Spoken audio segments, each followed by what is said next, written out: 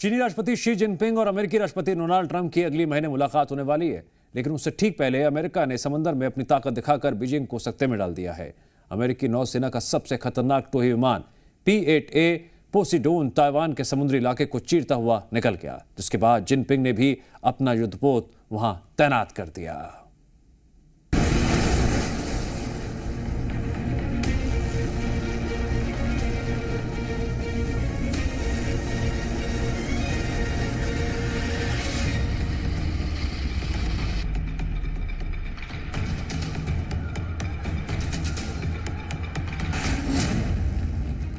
Jinping की America यात्रा से पहले ताइवान में पावर गेम एक बार फिर तेज हो गया है। ये तस्वीरें गवाह हैं उस रणनीतिक दांव की जिसने एशिया प्रशांत क्षेत्र में अचानक हलचल तेज कर दी है।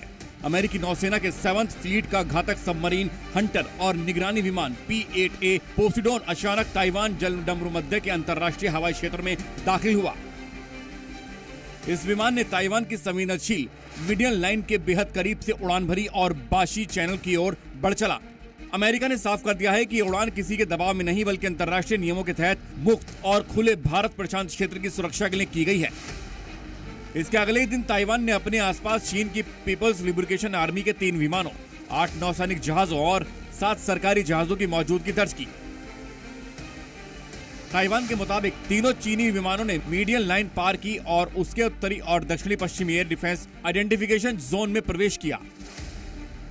अमेरिकी 7वीं फ्लीट ने कहा है कि P-8A का ये ट्रांजिट अंतर्राष्ट्रीय कानून के अनुरूप था और ये free and open Indo Pacific के प्रति अमेरिका की प्रतिबद्धता दिखाता है।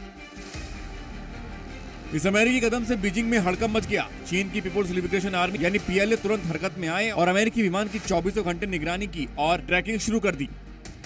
हालांकि हमेशा की तरह आक्रामक रुख अपनाने वाले चीन ने इस बार थोड़ा संभलकर बयान दिया है।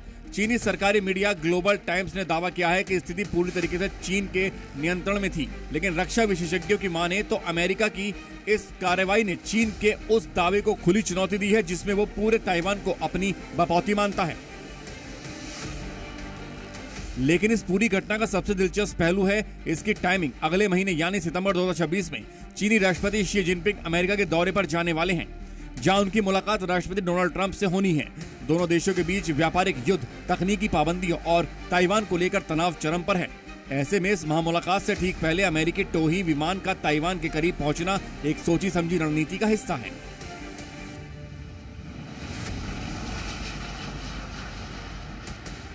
अमेरिका ने टेबल पर बैठने से पहले चीन को अपनी रेड लाइन याद दिला दी है कि ताइवान और इंडो पैसिफिक में वो अपनी सैन्य मौजूदगी से रत्ती भर भी पीछे नहीं हटेगा। जाहिर है बातचीत का दौर शुरू होने से पहले ये अमेरिका की तरफ से एक पावर प्ले है।